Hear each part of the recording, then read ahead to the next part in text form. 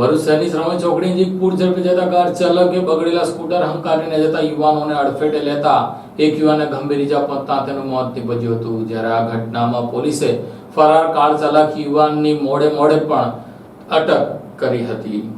ભરૂચ શહેરની દહેજ bypass road ઉપર શ્રવણ ચોકડી નજીક ગત રાત્રિના મોપેડ સવારને ઇનોવા કાર ચાલકે અડફેટે લઈ મોતને ઘાટ ઉતારી દેવાની ઘટનામાં પોલીસે કાર ચાલકને બચાવવા માટે ધમપછાડ કર્યા હતા। જો કે મૃતકના પરિવારજનોએ હલ્લાબોલ કરી નાખતા આખરે પોલીસે યશ મિસ્ત્રી નામના યુવકની અટક કરી હતી। બનાવની મળતી માહિતી મુજબ ભરૂચ શહેરમાં છાસવારે નાના મોટા અકસ્માતો થઈ રહ્યા છે, ત્યારે ભરૂચની દહેજ બાયપાસ ચોકડી નજીક કંપનીમાંથી ઘરે રાત્રિના પરત ફરી રહેલા પ્રતિક સોલંકી નામનો યુવાનની મોપેડ ચાલુ ન થતા તેના મિત્રોને તેણે બોલાવ્યા હતા। રાત્રિના ત્રણેય મિત્રો મોપેડ લઈને ધક્કો મારીને સાઈડ પરથી પસાર થઈ રહ્યા હતા। ત્યાં દરમિયાન જ એક પૂર ઝડપે આવેલી કારના ચાલકે તેઓને અડફેટે લીધા, જેમાં પ્રતિક સોલંકીને ગંભીર ઈજા પહોંચતા તેનું મોત નીપજ્યું હતું। જ્યારે આ અકસ્માત કરીને કાર ચાલક ભાગી છૂટ્યો હતો। જો કે આગળ જતા તેની નંબર પ્લેટ પડી ગઈ હોવાની જાણ થતા તે રિવર્સ લઈને ફરી આવ્યો। ત્યાં દરમિયાન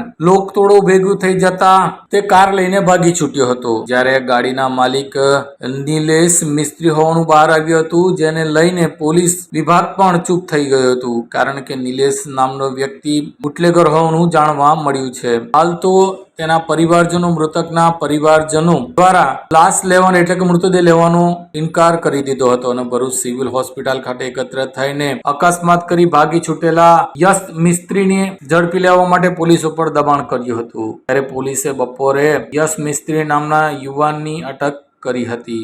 જાણવા મળતી માહિતી મુજબ આ હિટ એન્ડ રનની ઘટનામાં કાર ચાલક યુવાન નિલેશ મિસ્ત્રીને બચાવવા માટે પોલીસે ધમપછાડ કર્યા હતા તેવો પરિવારજનોનો આક્ષેપ છે। ભરૂચ શહેર વિસ્તારમાં નિલેશ નામનો વ્યક્તિ બુટલેગર હોવાનું પણ કહેવાય છે। ત્યારે આ મામલે હવે જોવાનું રહ્યું કે પોલીસ શું કરે છે। હાલ તો યશ મિસ્ત્રીને અટક કરી હોવાનું જાણવા મળ્યું છે।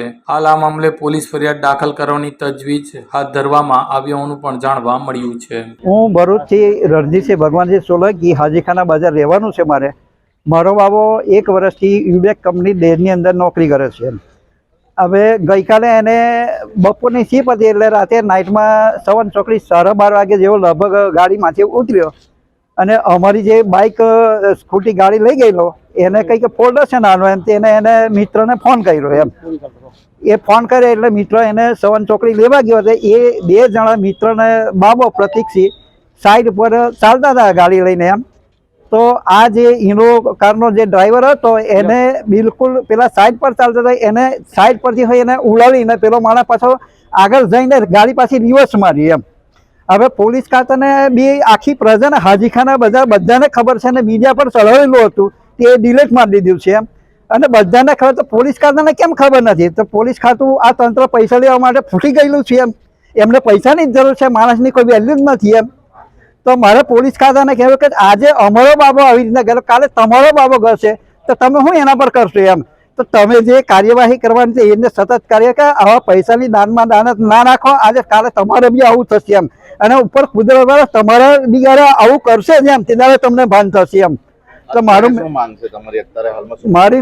માંગ એ છે કે જે આ જે એક્સિડન્ટ કરીને આવી ગયો તો પોલીસ ખાતું ફૂટલું જ છે ને પૈસાથી જ ફૂટી ગયેલું છે એમ। આજે રાતનો 12:30 કેસ છે ને અડધું પોલીસ વાળા તો ગપ્પા જ મારે છે કે એને હાજર કરીશું। તમે ક્યારે હાજર કરવાના છે ને એમ? તો મારું એક એ ગાડી વાળાને હાજર કરે, જે એક્સિડન્ટ કરી ગયેલો છે એને હાજર કરે। અને મારે પોલીસને નમ્ર વિનંતી છે કે જે સારી રીતના આવા કામ કરો તો કોઈ તમારી પર રેમ નજર નાખે। આવા પૈસા લઈને તમારે હોય કુદરતની સામે ભોગવવું પડશે। તમને ખબર છે ગાડી વાળો કોણ હતો ને ક્યાંનો છે? આ ગાડી વાળો યશ કરીને નામ હતો એમ, અને ભરૂચનો જ છે।